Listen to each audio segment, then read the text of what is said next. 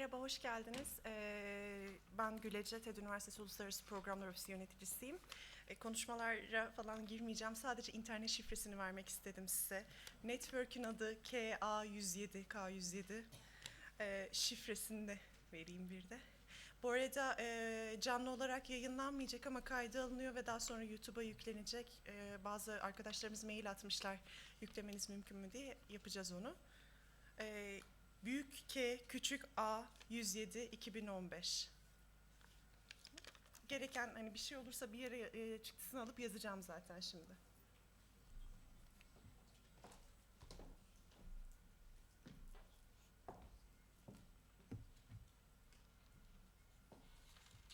Sayın Rektörüm, Sayın Başkanım, değerli misafirler, Erasmus Plus Uluslararası Kredi Hareketliliği Bilgilendirme Toplantısına hoş geldiniz. Bu toplantıda sizlerle daha önce paylaşılan ve ekranda göreceğiniz üzere K107 projeleri hakkında bilgi verilecektir. Bu bilgilendirmeleri yapmak üzere Ulusal Ajans'tan, Avrupa Komisyonu'ndan, ODTÜ'den konuşmacılarımız bulunmaktadır. Öncelikle konuşmasını yapmak üzere TED Üniversitesi Rektörü Sayın Murat Tarımcılar'ı kürsüye davet ediyorum.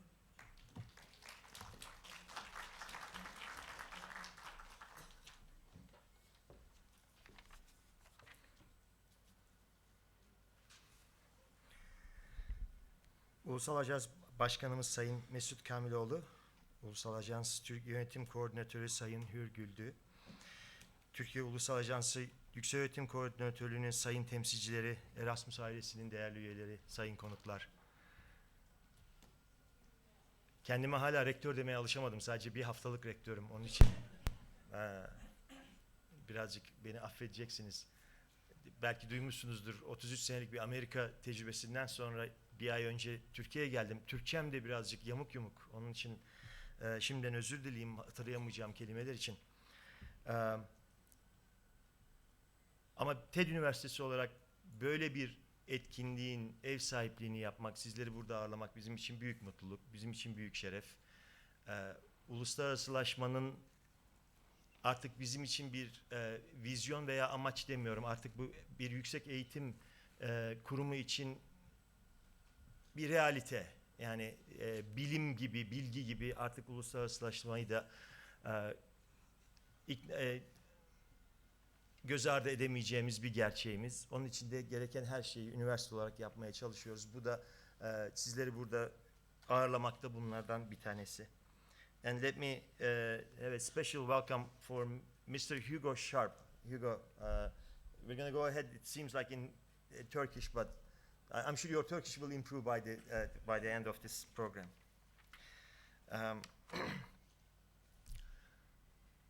Sayın Mesut Kamiloğlu ile biraz önce konuşuyorduk. Benim de yeni yeni öğrendiğim konular bunlar. Erasmus ve Erasmus Plus.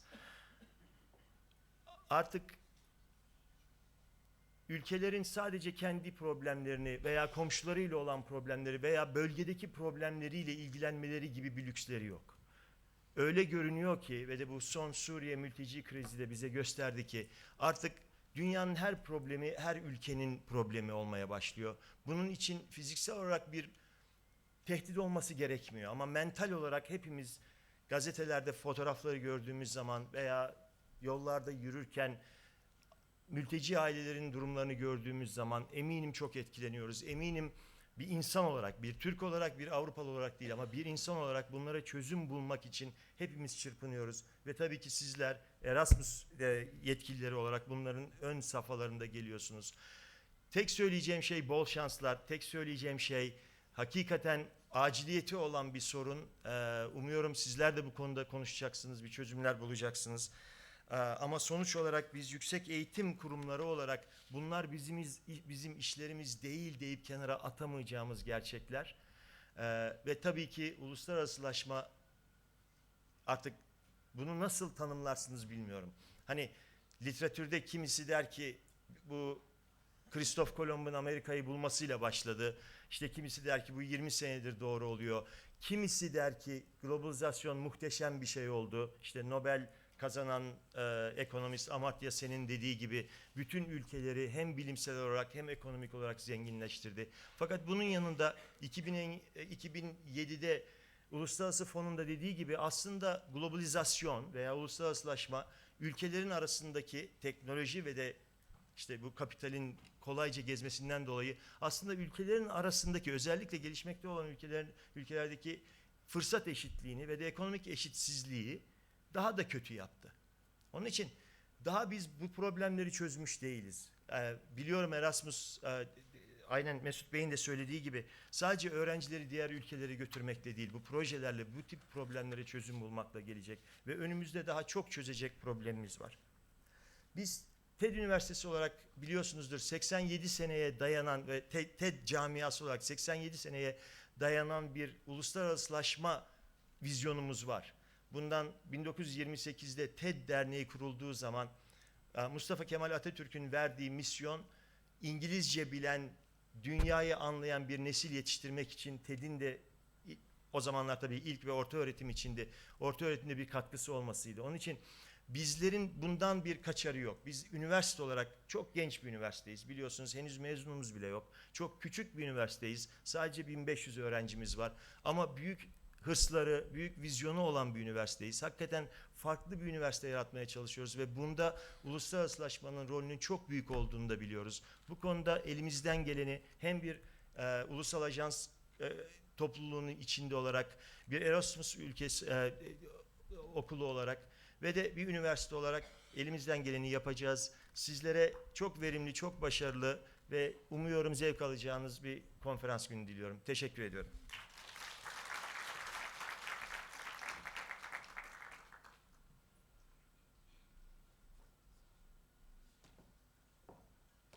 Sayın Rektörümüze teşekkür ediyor. Merkez Başkanımız Sayın Mesut Kamiloğlu'nu konuşmalarını yapmak üzere kürsüye davet ediyorum.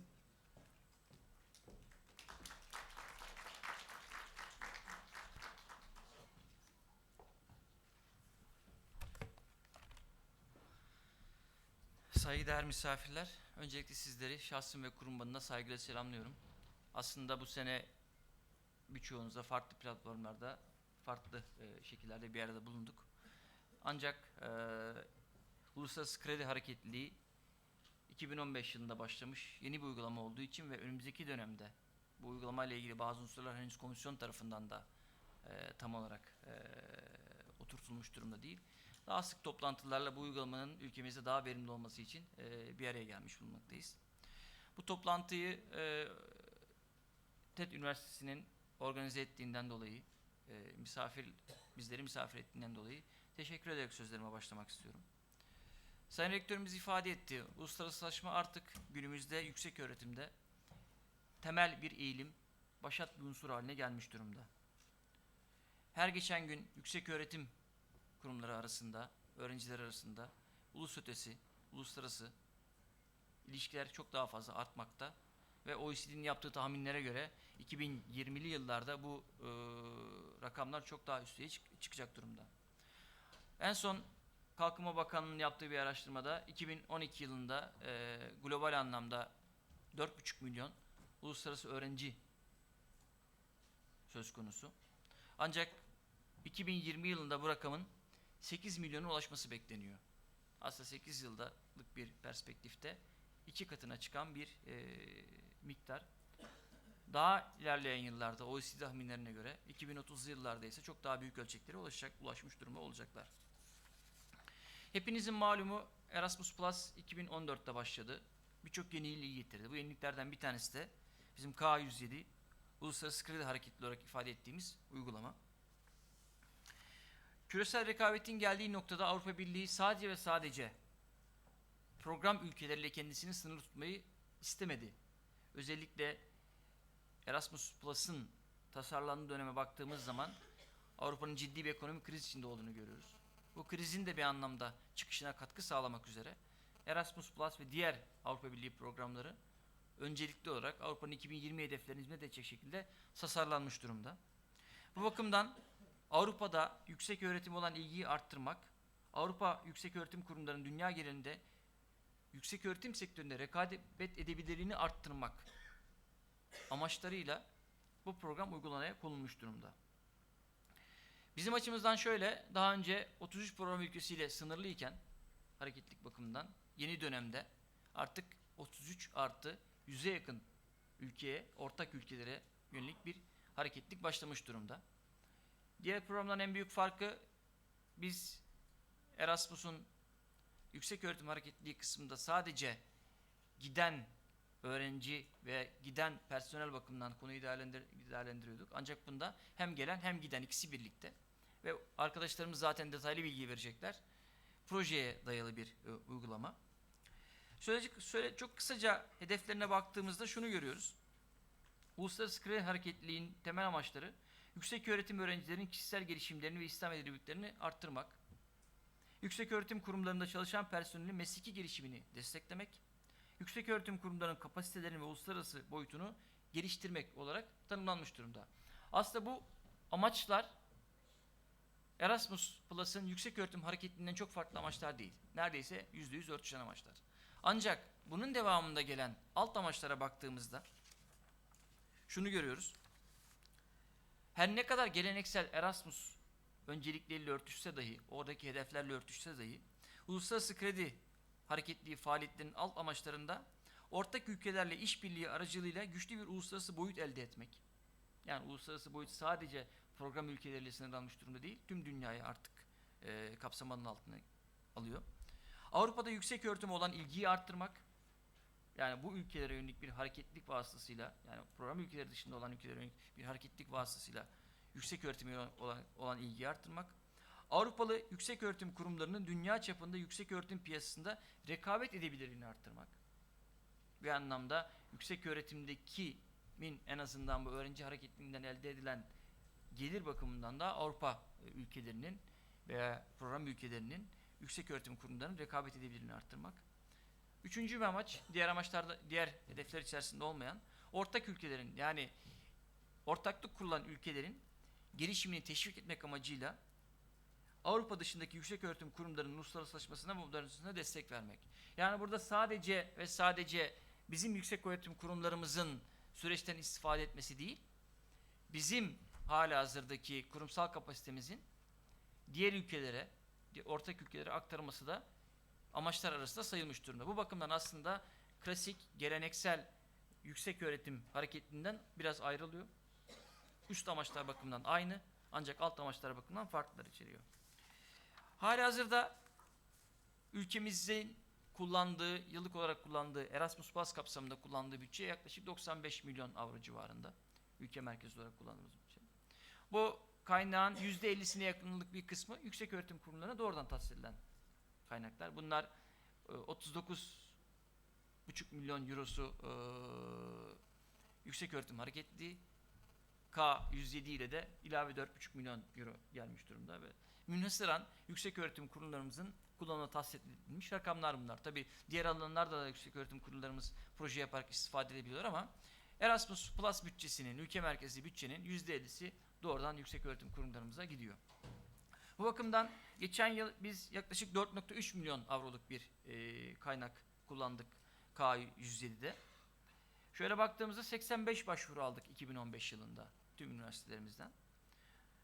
Bütçe kısıtı nedeniyle sadece 16 projeye destek verebildik. Şunu da ifade etmek istiyorum, arkadaşlarımız daha detaylı anlatacaklar.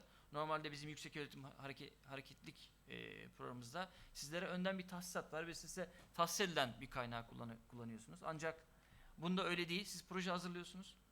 Projeniz değerlendiriliyor. Değerlendirme sürecinin sonucunda başarılı ve yüksek puan alan projeler sadece finanse edilebiliyor bütçe kısıtından dolayı. Yani buradaki kaynağın tüm üniversitelere tahsis edilmesi, charter sahibi tüm üniversitelere tahsis edilmesi söz konusu değil. Temel farklılık bu. Yani birisi bunda proje hazırlayıp başvurmanız gerekiyor. Diğerinde de proje hazırlayıp başvurmanız gerekiyor ama onda bir kalite değerlendirmesine tabi tutulmuyor sizin başvurularınız. Sadece eligibility, yani temel kriterler bakımından bir değerlendirmeye tabi tutuluyor. 2015-16 az önce bahsettiğim 16 proje kapsamında 160 personelin ve 686 öğrencinin ülkemize gelmesi bekleniyor. Öngörümüz bu. 106 öğrencimizin ve 158 personelimizin de program ülkeleri dışında ortak ülkeleri bir hareketlilik gerçekleşmesi öngörüler arasında üniversitelerimizin başvuruları sonucu. Ülkeler bazında baktığımızda giden hareketlilik bakımından en yüksek hareketliliğin Bosna Hersek olduğunu görüyoruz. Gelen hareketlilik bakımından da en yüksek hareketlilik Rusya. Ne yazık ki şu anda yaşadığımız sorunun bir an önce hallolmasını umut ediyoruz ki bu hareketlikler istediğimiz zamanda ve şeyde gerçekleşsin. Bir sorun olacağını ben düşünmüyorum. İnşallah her şey düzelir ama şeyde bu. Tabii diğer ülkeler, bunlar zaten büyük hareketlilik rakamları değil. Diğer program ülkelerinde olduğu gibi. Toplam rakamlar, global rakamlar zaten küçük ama 100 ülke arasında bunların dağıldığını düşündüğünüzde ciddi anlamda her ülkeye 3-5 bir hareketlilik gerçekleşiyor. Üniversitelerimizden bizim beklediğimiz, özellikle bu program ilan edildiği zaman bazı üniversitelerimizde başvurduk, bizim projemiz niye olmadı, niye geçmedi, aslında iyiydi, bağlantılarımız da güçlüydü şeklinde serzenişte bulundular haklı olarak, çünkü bir çaba, bir proje vardı. Ancak takdir ederseniz ki bir değerlendirmeye tabi. Sizin projenizin geçmemiş olması sizin projenizin başarılı olmadığı anlamına gelmiyor. Sadece sizden 1 puan ve 2 puan daha başarılı bir projenin olduğu anlamına geliyor. Lütfen bunu böyle algılayalım. Yoksa bizim bir alt puan alan üniversitemizin başarısız olduğu anlamına gelmiyor. Bütçemiz kısıtlı olduğu için belli noktada kesmek durumundayız. Ancak şunu ifade etmek istiyorum. Özellikle uluslararası kredi hareketliliğinden maksimum veya optimum faydayı sağlayabilmek adına üniversitelerimizin stratejik hareket etmeleri gerektiğini biz değerlendiriyoruz. Stratejik hareketten şunu bahsediyorum. Sizin kurumsal kapasiteniz, öncelikleriniz, üniversitenizin vizyonuyla örtüşen ortaklıklar kurduğunuz zaman bu gayet doğaldır ki bunun proje dokümanına aktarılması da o kadar güçlü olacaktır. Sizin akış yapmak istediğiniz ve hareketlilik gerçekleştirmek olan ülkedeki seçtiğiniz üniversiteler veya bu anlamda dizayn ettiğiniz konularda herhangi bir kurumsal vizyonla örtüşen nokta yok ise bunu kağıt üzerinde gerekçelendirmeye kalktığınız zaman doğal olarak da biraz daha suni olacaktır. Bu sunilikle yanlış anlamayın lütfen söylediğimi. Bu şeyi tam oturtamazsanız veya tam ifade edemezseniz veya biraz bu şekilde ifade edilirse tabii ki değerlendiriciler, bunlar dış uzmanlar bunu okudukları zaman daha önce kurulmuş, daha oturmuş bir stratejik olarak dizayn edilmiş bir projeye daha yüksek puan verebiliyorlar. Bunu niye anlattım? Biz proje başvurusunda bulunalım. Nasıl olsa ortaklığı ardından kurabiliriz. Bu teknik olarak olmayacak bir şey değil. Ama bu uygulamada da sorun çıkartabilir. Bu ortaklığı kuramayabilirsiniz. Zaten kurmadığınız için, zaten bunun bir simülasyon olduğu için bunun projeye yansıtılması da biraz daha zor oluyor ve projenin başarılı olması çok da mümkün olmayabiliyor. Bu bakımdan bizim sizlere önerimiz, vizyonunuzla örtüşen, ilişkinizin güçlü olduğu, ortaklarınızı kurduğunuz veya kurmaktaysanız da ya bunun güçlü olarak ifade edebileceğiniz ülkelerle olan veya bölgelerle olan bölgelere başvuru yapmanız, hepsine başvuralımdansa bu şekilde yaparak projenizin geçmesini, yüksek puan almasının geçmesini ifade etmek demek çok doğru olmayabilir. Sağlayabileceğinizi düşünüyorum, şansını arttırabileceğinizi düşünüyorum. Bu arada özellikle geçen yıl deneyimi olan, ciddi anlamda kaynak kullanan üniversitelerimizle de işbirliği yaparak onların bu konudaki hangi açılardan nasıl başarılı oldukları ile ilgili de hani onlarla iletişime geçmenize muhakkak ki katkı sağlayacağını düşünüyorum. Zaten bugün biz sizlerle bu toplantının amaçlarından bir tanesi bizim genel kurallar bakımından sizlere bilgi vermemiz, bizdeki bilgileri sizlerle paylaşmamız. Aynı zamanda deneyimi bu alanda geçen yıl projesi geçen üniversitelerimizden de bazılarıyla sizlerin bu karşılıklı olarak tecrübe paylaşımını sağlamak. Az önce ifade ettiğim bu süreç yeni bir süreç. Komisyondan da bir temsilcimiz var, o da bahsedecek. Kendi içinde evrilen bir süreç. Belki zamanla bazı uygulama kurallarında da modifikasyonlar, değişiklikler meydana gelebilecek. İlk defa bu yıl uygulandı. Zaten 2014'te yetişmediği için uygulanamadı. Normalde 2014-20 dönemi uygulanacak bir program, alt program. Ancak 2014'te altyapısı tam hazırlanamadığı için komisyon tarafından uygulaması başlatılmadı. 2015'te başlatıldı. Bu yıl ilk değerlendirmeleri, uygulama bakımından ilk değerlendirmeleri yapılıyor şu anda. Ulusal ajanslardan da farklı geri beslemeler komisyona iletilmiş durumda.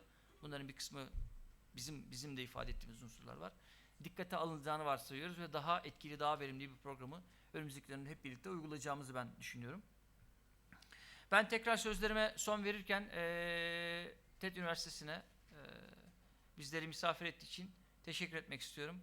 Başarılı, verimli bir toplantı olmasını diliyorum. Çok teşekkür ediyorum.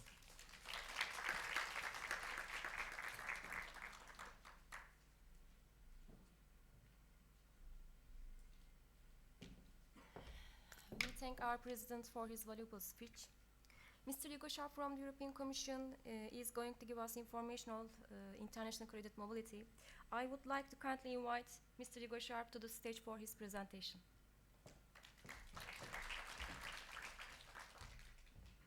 Thank you. Thanks very much. Can you hear me? Can everyone hear me? Good. Thank you, colleagues from the agency. Thank you for your speech. Thanks for inviting me here today. It's nice to be here.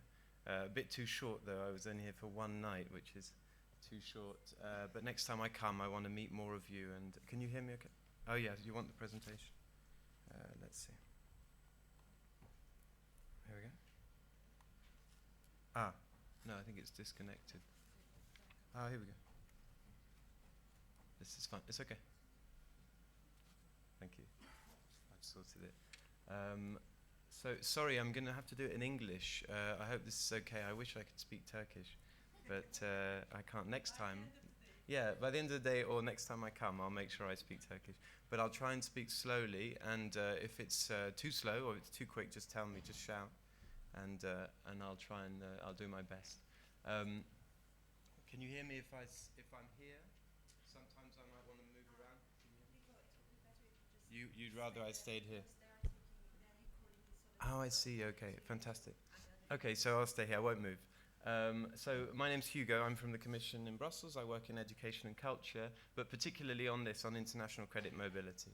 Of course, today's all about international credit mobility. I don't want to step on the toes of the people speaking this afternoon. I just want to give you a brief overview of the action, talk to you a bit about the budget from our perspective, and I also want to have a look at the results from 2015, from the last call, and then maybe look at changes in 2016, some new aspects of the 2016 call. And then I'm sure there'll be plenty of time for questions afterwards, so don't hesitate. Also, I don't want this session to be just me talking, you listening, so do ask questions during the presentation if you think of something. I want this to be as interactive as possible as well. So just so I have a kind of idea of who I'm speaking to here, it'd be nice to see, by a show of hands, who here knows anything about international credit mobility? Who's heard of international credit mobility here? Is everyone good? Some people don't know what I'm talking about. Okay. Who has applied? Who applied in 2015? Or whose university applied? Oh, so quite a few people. Very good. So I hope to get questions from you, criticism as well, feedback. It's important that, I was telling the colleague from Hacettepe this earlier, it's important that you give us feedback. We're in our little tower in Brussels, and we're so far from the beneficiaries, from the universities. We get some feedback from the national agency, but it's a new action. It's evolving. It's not set in stone. I was in Malta last week, and a similar event, and I realized that a lot of universities think this is set in stone. They think it's fixed, that these are the rules and that you must respect them. No, it's not quite like that. We're open to feedback. It's constantly evolving, so I want your criticism, even negative, and I'm sure you've got some. I'm sure, otherwise you're lying. What else from this first slide? And how many of you are thinking of applying under this current call, which is open? Oh, so a few more people than those who applied. Anyone who applied and who's no longer applying, who's been put off completely? No? Okay, good. Some people I saw didn't put their hands up for anything. So for those of you, just very quickly, for those of you who are new to the Erasmus Plus program, you'll know about the program countries. Most of you will know. So the way that Erasmus Plus works is that you have program and partner countries who benefit from the program. Turkey is a program country, of course. There's 33, the 28 member states now, 28 with Croatia, and 5 more, including Turkey. These are countries that contribute financially to the Erasmus Plus program, and they have a national agency to manage the action. And then here we have the partner countries. Partner countries are all the other countries in the world who benefit from our programs. And this one is specific to international credit mobility. International credit mobility, most countries in the world can take part as partner countries, with the notable exception, as you'll see from that grey area. Switzerland has a bit of a complicated situation at the moment, but Iran, Iraq, Yemen, and the countries of the Gulf cooperation, so that's Saudi Arabia, Kuwait, Bahrain, Emirates, Oman, I may have forgotten one, but that region there. And now the good news is, and most of you might know this, now ACP countries, Africa, Caribbean, Pacific, are now in the call in 2016. They weren't in 2015, now they are. So now you can apply. I'll talk a bit more later. It is quite a small budget, though, for those countries, given compared to the size of the region, but it is available. Was there anything more on the slide? No. So what is ICM? Well, it falls under Key Action 1. It's still Key Action 1 of the Erasmus Plus program, which is learning mobility of individuals. Turkey joined, when did Turkey join the lifelong learning? Was it 2007, something like that? 2004. So Turkey's been in the Erasmus program since 2004. Have any of you been on an Erasmus mobility? I guess it's, okay, fantastic, wow. So in many ways it is quite similar to the old Erasmus program, the intra-EU program, which is now Key Action 103. It's quite similar with some notable differences, though, which I just want to touch on very quickly. For a start, the budget is a lot more limited. The resources are more restricted, and partly as a result of that, the application process is quite selective. There's a competitive selection process. That's one of the main differences. We were talking about this with the colleague from Hacettepe earlier. Also, another key difference is that the funding is dependent on the EU's external policy priorities. That's also an important difference there. So the funding, and I'll go into this a bit later, comes from different budget instruments of the European Commission depending on different priorities, which is why, for example, to give you an example, the Latin America budget is quite small compared to the interest. A lot of universities want to cooperate with Latin America, but the budget's quite small. In comparison, the neighborhood countries, East and South, huge budgets, of course, for obvious reasons, external priorities from the Commission. Another difference with Erasmus, intra-European Erasmus, is that the university, the program country university, so the Turkish university, manages incoming and outgoing mobility. Big difference here with intra-European, for reasons that you can probably imagine. Bank accounts, transfers, just everything is a lot simpler. Erasmus Mundus Action 2, does that ring any bell? Does anyone know of that? Has anyone heard of Erasmus Mundus? Yeah, you've taken part? Action 2, so quite similar again to Action 2. Some differences though. Action 2 was based, if you'll remember, on international consortia, whereas here it's based on bilateral agreements between two universities in a program country and in the partner country. Another key difference, of course, with Action 2 is that it's managed decentrally by the national agency and not centrally. So just a few differences, because often I think people assume that it's just an extension of the Erasmus program, whereas in fact there's a few differences.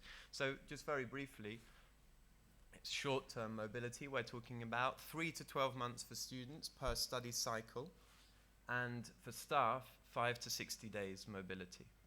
Of course, it's open to all study cycles, so bachelor, master's students, PhD candidates, staff as well. And as I said, it's based on bilateral agreements between a program country university and a partner country university. This is very important. A word on the money, the funding. The total budget is 761 million at EU level for the entire programming period 2014, 2015 to 2020. 761 million, of which Turkey gets 3.6%. 3.6% is earmarked for Turkey specifically. So one of the much larger budgets. And that means that there's 27 million available in Turkey for the programming period, which will fund about 7,000 mobilities. And so this year, 4.5 million for 2016 call, sorry. And we expect that will fund over 1,000 mobilities. And this funding, what does it cover? Well, most of you know this. It will cover some organizational support. You'll get an organizational support grant, relatively modest, I heard from one of the colleagues earlier, which is like KA103, 350 up to the first 100 participants, then down to 250 beyond that. It also provides individual support for the students, 650 to 850. I think that Turkey is, it's all in the program guide. I think Turkey is program country 2. It's based on the cost of living. So I think partner countries coming to Turkey will receive, I believe, 800. Correct me if I'm wrong. And I think Turkish students or staff, going to partner countries will get 650, I believe. Is that right? And so staff per diems, 100 to 160 a day. Then there's also a contribution to travel costs based on the distance that was traveled, which is just a one-off payment. Sorry, a lot of you know this, but I just want to go through the kind of basics again. A couple of ground rules, just so that the rest of what I'm going to say makes a bit more sense.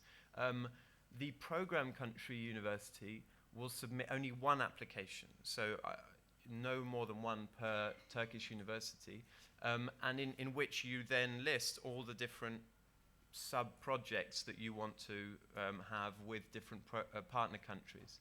And then each flow, each individual mobility flow will then be assessed separately on the basis of it, whether it's relevant, of its quality, the impact dissemination for quality criteria, which we'll go into a bit later.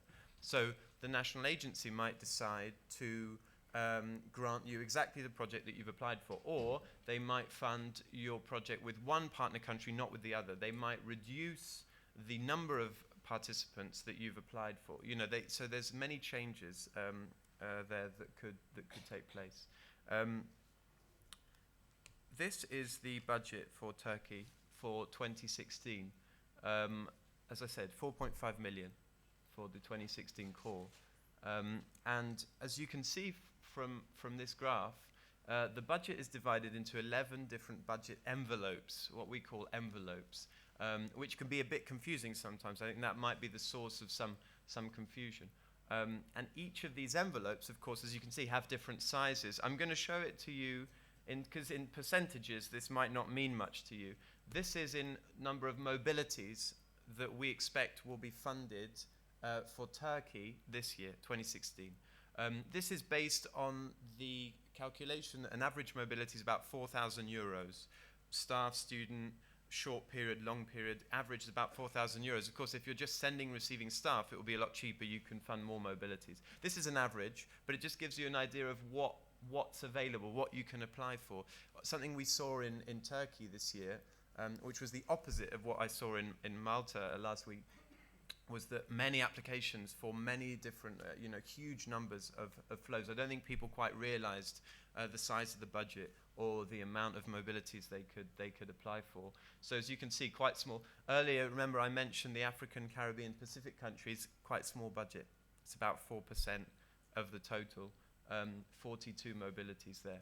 So here you can see these beautiful colors that they're split into 11 different budget envelopes, and each of these envelopes, I've tried to separate them by color, comes from a different funding instrument of the European Union, ENI, IPA, PI, you see, DCI.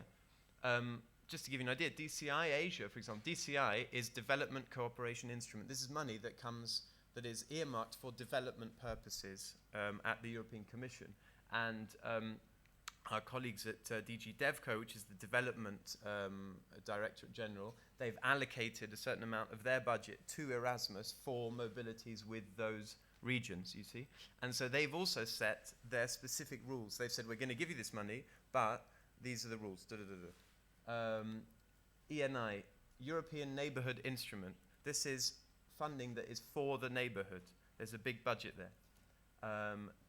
It used to come with its rules. Now that rule has changed. I'm going to tell you, this is a bit of good news, actually. I come with one bit of good news. IPA, Instrument for Pre-Accession, Western Balkans. This is another instrument pre-accession to the EU. This is, and then PI, Partnership Instrument, which is our partnership funding for developed countries. And then Russia gets a bit of both. Russia is a difficult one. I mean, it's good that we get funding from two instruments, but it does make things a bit more complicated as well. So we get money from Partnership Instrument and from the Neighbourhood Instrument. And then EDF, European Development Fund, I believe.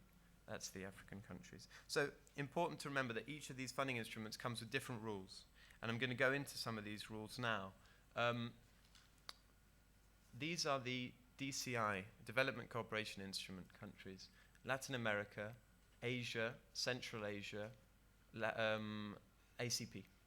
And as I said, these come from DevCo. This funding comes from development money, and it comes with rules. The main rule is that there can be no outgoing student mobility at short first and second cycle, bachelor's, master's, at least from our funding.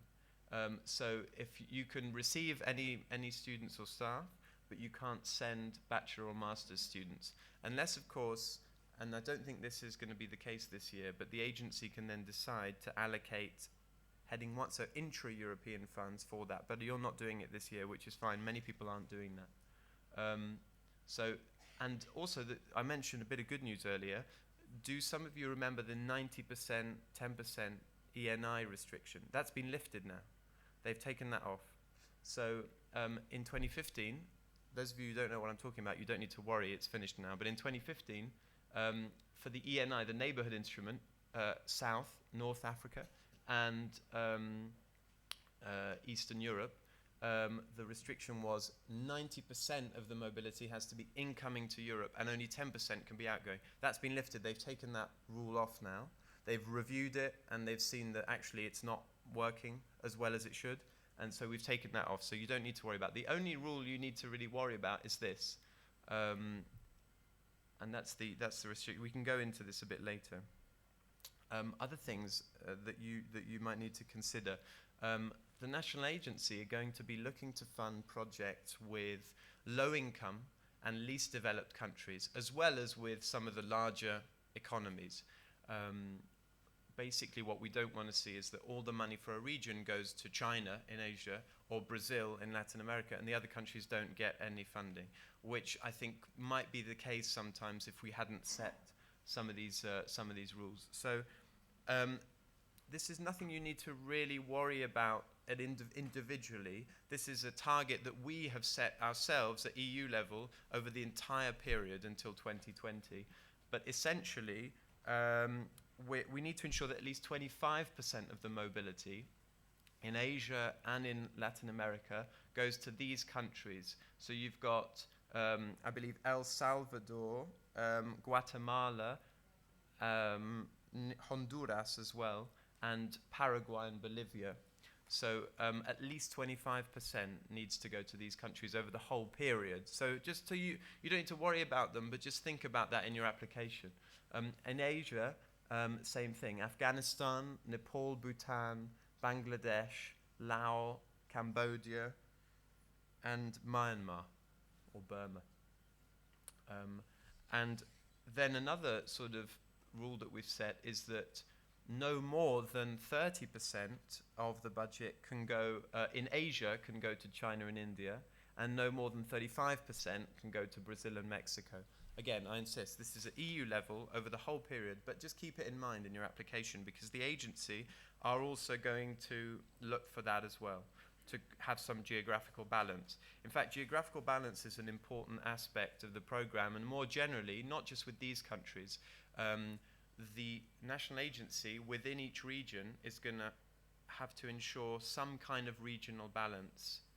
So aside from this, the NA are also going to make sure that all countries, or most of the countries, benefit from some funding. I'm going to show you this example here, which is an example. Sorry, I haven't really done it for Turkey, but it's a similar situation, just so that you'll see something a scenario that could happen. So this is an example for Slovenia, which is a program country, and these are their applications. So you got University of Ljubljana, Nova Gorica, and then these are the Slovenian universities over there, and they've applied for projects with the IPA, so Western Balkans envelope. Ljubljana has applied for Serbia, a project with Serbia, etc. And the percent there is the grade that they've received at their application, at the evaluation stage by the expert or the assessor. So you can see there's about 200,000 available budget, which, if you look, is only going to be able to fund 4 of these projects, right? So logically, you would think, right, Ljubljana are going to get the money, Nova Gorica, Primorska, Maribor, the first 4, right?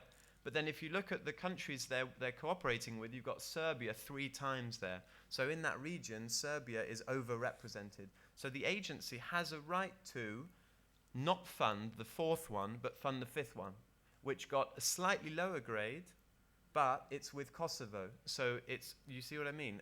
It's a bit technical. I mean, it's a bit sort of boring, but just so that you see what might happen. I think all you need to remember from this is that don't go for the usual suspects. Don't always go for the usual suspects. You know who people are going to apply for in that region. You'll have a greater chance of getting funding if you apply for some of the less represented or less popular maybe countries. Of course, this is going to depend on 1,000 different things. It will depend on whether Ljubljana, for example, or whether Maribor have received funding for other regions. Maybe Maribor got loads of funds for different regions, so, you know, there'll be different things that will be considered, but just keep this in mind as well. So, some of the results from the call. I think I'd written 17, I think actually 16 Turkish universities received funding this year, correct me if I'm wrong. Out of 85 applications received, I think we got 100 in our system, but I think 15 of those were duplicates. So actually, I think in effect it was 85 applications received from Turkish universities, and 16 Turkish universities were awarded funding. And you can see here, I mean, very good performance from Turkey, lots of interest from Turkish universities. So we're very pleased with that. Who here received funding for credit mobility this year? Yeah, some of you received funding. Did some of you not receive all the funding that you had applied for? Did some of you get less than you'd applied for? Yeah. So that was quite a common thing. I'm not surprised, and we're going to go into. I've prepared a few sort of graphs, and I want to try and understand why, and see if maybe next year we can or this year, we can sort of remedy that. So I'm just going to go sort of region by region. If this is boring, or just tell me, and I can move faster or slower. This is 2015. Who do you think was the most popular country in Asia under the 2015 call? China? China, right. Malaysia, actually. This is the number. This is for Turkey. Just for Turkey, grant requested in blue, so this is the amount of money that was requested in total by Turkish universities, and what was actually awarded in green. So you can see actually lots of interest for Malaysia, of course for China as well. Here, I'm quite happy with this because you can see that there is an effort to include the lower income and least developed countries. You've got Afghanistan in there, Bangladesh, Cambodia is there, Nepal as well. So good effort from the universities. Maybe you were already thinking, maybe you knew that this was one of the targets. You applied for these. And actually you can see there that those who did apply for cooperation with these less popular maybe regions were more likely to get funding. Look, I mean, Mongolia, for example, whoever applied for Mongolia got exactly what they applied for. Cambodia, similar as well. Bangladesh, almost all the funding was granted. Whereas you see with Malaysia, China, it was more difficult to sort of satisfy everyone. And you can see again, this is what I was talking about, the trend here, and it's totally normal, by the way, but by the blue columns you see that the popular countries got loads of applications and then very little here. But you can see in green the agency's attempt to kind of balance geographic, regionally, that budget. So well done to the agency. But it gives you an idea for next year what's going to probably be happening. Central Asia, there's about 4 or 5 countries in there, but can you guess which was the most popular in Central Asia? Kazakhstan. And Kyrgyzstan. It's pretty good. Again, I think here what you can see really is that people thought there was a lot more budget than there actually was. I mean, it's pretty low there, that green column. But good there. I mean, good effort, lots of applications. And again, you can see the agency's attempt to sort of rebalance. Uzbekistan, the few people who applied for funding, got almost everything that they applied for. Kazakhstan, probably lots of disappointed universities there. Anything else? Latin America, who's the most popular? Brazil? Yeah. Brazil was the most popular, but actually Colombia got the most funding. Here, this is a kind of an interesting one. You can see that actually there were few applications for the least developed, low-income countries. El Salvador is there, Guatemala, so okay, well done to those two who applied for projects there. Unfortunately, those weren't funded. Could be, I don't know the details, could be the quality of the application, it could be various factors. But there wasn't much of an effort in Latin America to include some of those least developed countries. What else are we seeing? Brazil, lots of applications, of course, but maybe the applications for Colombia were better quality, and because Colombia isn't the obvious choice in the region, they got more funding. I don't know, maybe we can have a discussion about this later, but that's quite interesting there, you see. And also another thing I'm seeing is that not a great regional distribution in the end of the funding. It only went to those 4 countries. It's a small budget, could be that as well. It could also be that the applications for Peru, Chile, Cuba, Panama, etc. weren't great. Maybe the quality of the cooperation wasn't considered as good. I don't know. We can have a chat about this. Eastern Partnership. There's a few countries in there. Who do you think was the most popular here? Ukraine. Actually, that's a good answer, because at European level, it was the most popular. In Turkey, it wasn't. It was Azerbaijan. Yeah, I mean, in Europe, Ukraine was the big winner. Hundreds of applications. They got loads of the funding. I think they got more than half of the funding overall for that region. In Turkey, Azerbaijan. You can see here, I mean, this is what I'm saying. Sorry, I'm repeating myself, but huge number of applications, but actually the agency in the end has kind of rebalanced it. Those who applied for projects with Armenia got all the funds. So well done for that. That was a good idea. What else could I talk about? South, which is North Africa, South Mediterranean. Who's the most popular here? Egypt? Morocco? Let's see. Jordan. Jordan was the most popular. This one is a good one, because even at application stage, for the first time, there is an effort for regional balance. You see that even in the applications, the universities have kind of covered most of the countries. Not much of a surprise for Syria and Libya, but for the others, very good balance even at application stage, and the NA has sort of continued that. Another thing I'm seeing is that Egypt and Algeria, lots of applications didn't get much funding. Don't know who that was. Maybe the application wasn't as good for those countries. But I'm quite happy with this one, because here, here we've got regional distribution and balance from the application stage, and then continued. And you can see this is a big budget as well.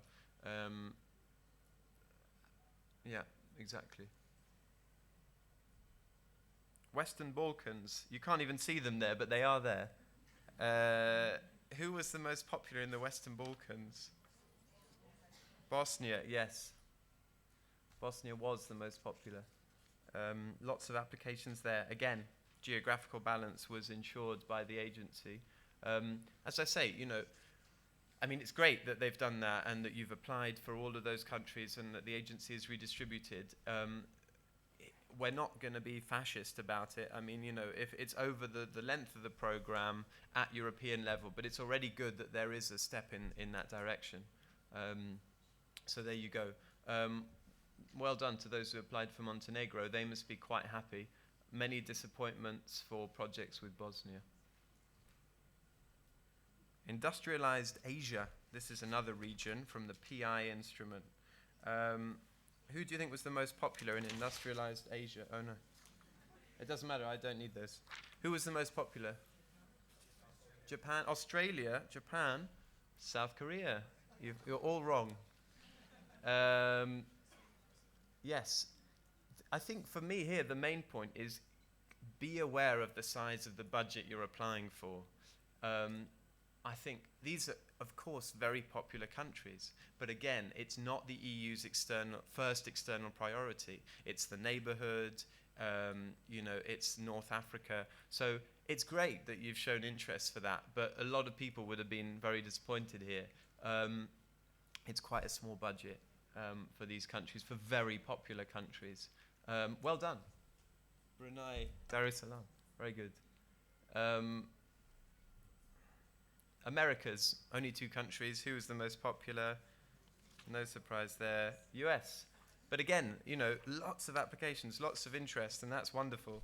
But not so many were funded. And also there was an attempt at balance, you see, between the two. Russia and South Africa each have their own envelope. Although they're countries, they have a regional envelope for themselves. So there is a big budget there. And you knew that, obviously, because you applied in quite large amounts for Russia and South Africa. I've been told to expect questions on the latter country. So you can ask me them later, and I'll try my best to answer them. So yeah, I mean, keep in mind the size of the different budgets you're applying for. Don't restrict your applications, but just do be aware of how much money there is available there. Don't just go for the usual suspects. By all means, if you've got a great partner in China, go for it, but also try and include some of the other countries, because in the end, you will be more likely to be funded. And also work on the quality of your application. We're aware that, and I'm sure that you're all thinking this, that the application form was not ideal. So, we're aware of this, and since the last year, we've produced some guidelines for applications to try and, we've got a document which is called the do's and don'ts. I'll show you this a bit later, just to guide you through your application, just to try and improve the quality of the application, and then make sure that those countries you've applied for get funding. This is my rather rudimentary attempt at an infographic. I'm not very good, but it's not too bad. I'm quite proud of it. As I said, 16 universities received a grant, total of 4.3 million. Well, actually, yeah, you're going to say, well, why if there were... No, last year there was only 4.3. This year there's 4.5. There's a bit more money. All of the budget was spent, which is great, by the way. You might not be aware, but this was a big issue this year. In my country, in the UK, 4 million euros were unspent after 2 rounds of applications. So well done. I mean, you're one of the bigger budgets in Turkey, and France, 2 million unspent for the Western Balkans, because I think... of course, it was a new action, but also we're asking universities to set up very non-traditional partnerships as well. We're saying you have to apply for all of the regions, but Poland, very popular with Eastern Partnership. France, very keen to apply with North Africa for historical reasons, but actually with the non-traditional regions, it was harder. And with the UK, it was a whole other thing. I mean, I think the UK universities just said, this looks a bit complicated. I'm going to wait a year, see what happens, and then apply next year. But unfortunately, they got they got sort of shouted at by the ministry because there was a lot of money that had gone unspent. So well done. This is what I'm trying to say. Well done for spending all the money that we were giving you. 1,140 participants to and from Turkey. This is quite similar to the general trend that we're seeing at EU level. Mainly students, mainly incoming, of course, incoming students and outgoing staff. That seems to be the trend. So there you go. Is there anything else I want to talk about? Oh yeah, and you might have seen this. This was the ranking. There are a few things to say about it. Well, the Middle East Technical University is obviously the big winner here in Turkey, and I've been told by a university, actually, not by the national agency, by a university, that they had submitted an excellent proposal. Not their university, another. So that it must have been a very good application because they did get a large part of the funding. But also for me it's encouraging because I think that if the other universities work on their proposal and maybe keep in mind some of the things I said about the different budgets and rules there, I think that more universities could benefit from some of this funding. It could be shared more evenly. There's different things. I think it's not just the quality of the proposal, although we've provided guidelines. It's also about briefing the assessors, briefing the experts. We have, since last year, written up 2 guidelines. We've updated the guidelines for the experts assessing, and we've written a do's and don'ts for the applicants, and we've told both parties to read both documents so that everyone agrees on what we're looking for and so there's no kind of confusion there. So yeah, had you seen this? Were you familiar with this table? Yeah, so I mean, well done to those who got funding. But for me, it's encouraging because it shows that actually there's big potential there for a more even spread if you're all submitting, good proposals. There's no reason why one university should get most of the funding. So that's good there. What's new in 2016? Well, as I said, the African Caribbean countries are included. It's an additional budget, so we're not taking any budget away from anywhere else, but it is quite a small budget. It's about 4%. So that translates to 167,000 available for Turkey, which will fund about 42 mobilities. Again, if you're sending staff, you could probably fund twice that number ultimately. This is supposing that a mobility is 4,000 euros. And the same rules as for DCI. This is the map with the green countries. No outgoing short first, second cycle. We've also lowered the minimum threshold for funding. In other words, no project that scores, before it was 70, now it's 60. So no project that scores under 60 now can be funded at all, can be even considered for funding. So we've lowered that threshold. We haven't lowered it for the reasons you're thinking. We've actually just lowered it to harmonize with the other actions, with the intra-EU Erasmus and with different actions. But also, I think as a consequence of that, we hope that maybe more projects will be funded. Not so much in Turkey, I think that wasn't a problem, but in some of the countries that had trouble spending their budget, that might help. And also the good news of the day, and this was from, I got the news this week, I think it was this week, that we had lifted the restrictions on ENI East and South, which I think is very good news. And also that will be great for the countries that weren't spending all of their budget. So now there are no restrictions for those regions. If you're thinking of applying, the deadline is earlier. It's earlier than last year, which is, I think, a good and a bad thing. For you, the applicant, it might be slightly stressful because you've got even shorter deadlines to submit. But also, I was hearing from a few universities that you didn't receive the funding in time, so you couldn't start this semester, you have to start next semester, this kind of thing. And that was completely our fault because our IT tools were, problematic.